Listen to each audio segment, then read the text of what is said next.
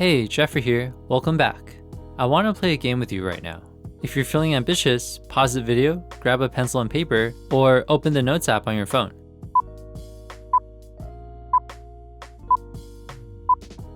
Are you ready? First, what are the differences you see between these two clips of the same rally? Feel free to replay the clips. Over 1,000 rackets really strong.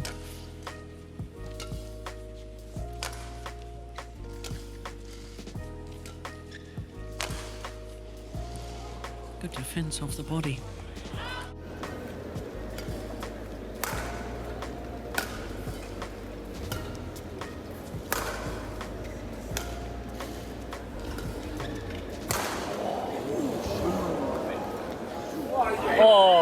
Got it? Okay, what about these two? Again, feel free to replay the clips.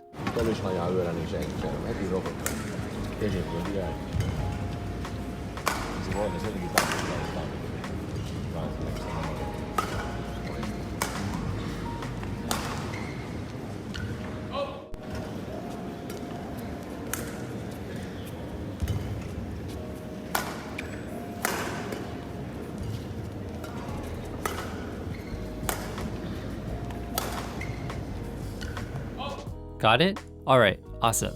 Keep those answers in mind or write them down. After finishing this video, I want you to come back and see if your answers have changed or not. Badminton is a sport that cameras can't quite capture the full essence of. The intensity of the smashes, the speed of the shuttle, the amazing footwork of the players. It's just not the same when you watch it on your computer screen. Last week, I had the honor of watching Kento Momota play Anders Antonsen in the finals of the World Championships. It was amazing.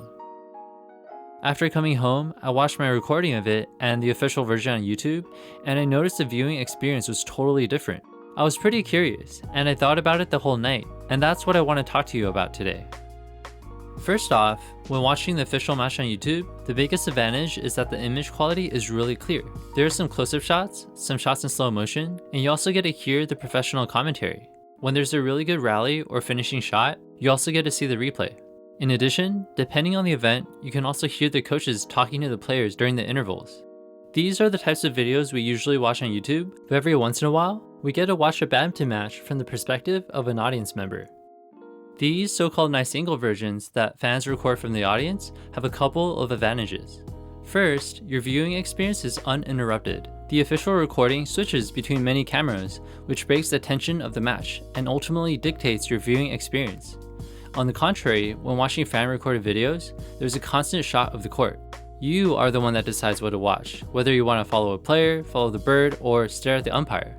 Also, since it's just one constant shot of the court, you aren't too distracted and you can just focus on the badminton. The second advantage is a big one. Nice angle videos are usually shot from better positions than the official version. Let's break these positions down. First off, they are closer to the court, which lets you see more details of their footwork and their form.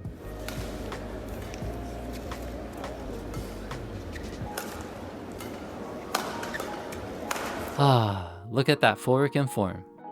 Second, badminton is a three-dimensional game where the height of the bird plays a huge factor, but the top-down angle totally destroys that.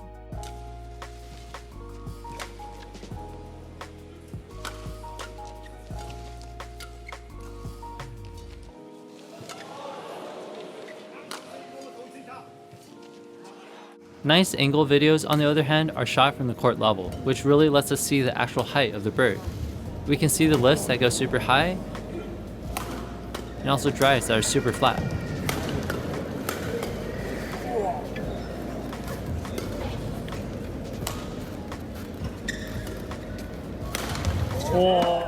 Finally, the position of the camera usually isn't directly behind the court. When recorded at a wider angle, this allows us to better gauge the front-to-back distance of the court. Every angle has its own advantages and disadvantages though. They are just one piece of the bigger puzzle. For example, from this clip, you get to see Momota's speed from the back right corner to the front left corner. However, you miss out on the back left corner to the front right corner. Also, from this angle, it's hard to study Momota's form. On the other hand, in this clip, we're able to much better see his form and copy it because it's shot from his backside. However, front to back movements are way harder to see, which I'll get into in just a moment. Now let's talk about the advantages of watching in person. First off, the advantages that I noted for nice angle videos all apply here too. Your viewing experience is still totally uninterrupted. In fact, you have even greater control of your viewing experience because you're physically there. You can lean back, tilt your head, or even switch seats if there's an empty spot. If there are multiple matches going on, all you have to do is look to your left or right to watch a completely different match. Second, watching in person lets you interact with the audience. You can chant along with the crowd, cheer on your favorite player, and take part in doing the wave. Basically, everything is real and you are interacting and participating. You feel like you're part of the experience.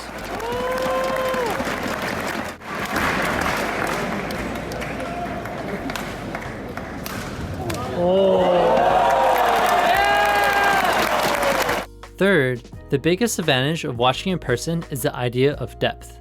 No pun intended, but I'm going to get pretty deep here, so try to follow along. When comparing my viewing experience when I watched a match live versus watching my recording of it, it was easy to tell in person how fast Momota was running because of the depth perspective. In the 3D world, it's really simple to tell when something is moving closer to you and when something is moving further away. Yet, when I watched my recording, it was so hard to gauge the front to back length of the court.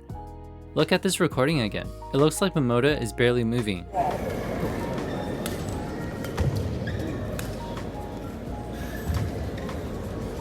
But when you look at it from another angle, you can clearly see how fast he was running.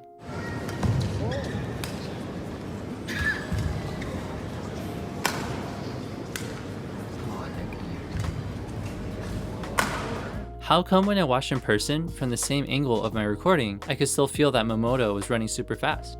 I have a theory. I think it's because when we're watching something on a screen, the screen is always the same distance away from our eyes. Even when the subject of the video is seemingly moving further away, your eyes aren't refocusing closer or further, but just moving up, down, left, or right. Compare this to seeing something in person.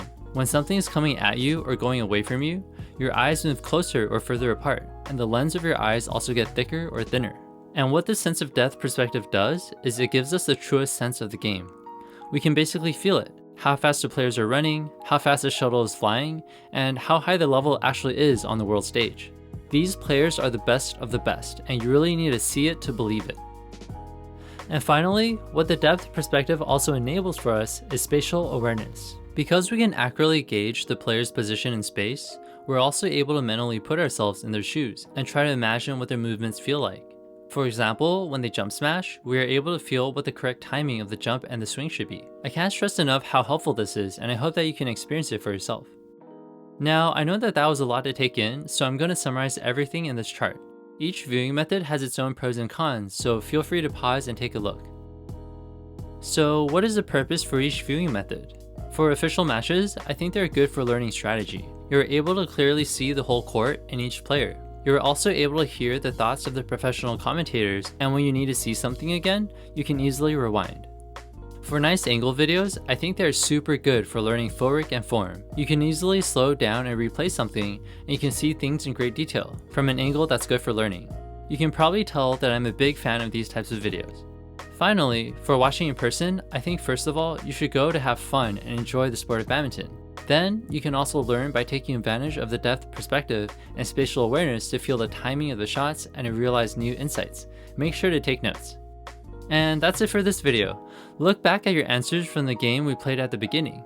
Do you still agree with your answers? I hope you found this video helpful, as I haven't seen many people talk about this idea in this much detail. I'd love to hear your thoughts in the comments below. If you enjoyed this video, make sure to give the like and subscribe, and I'll see you in the next video.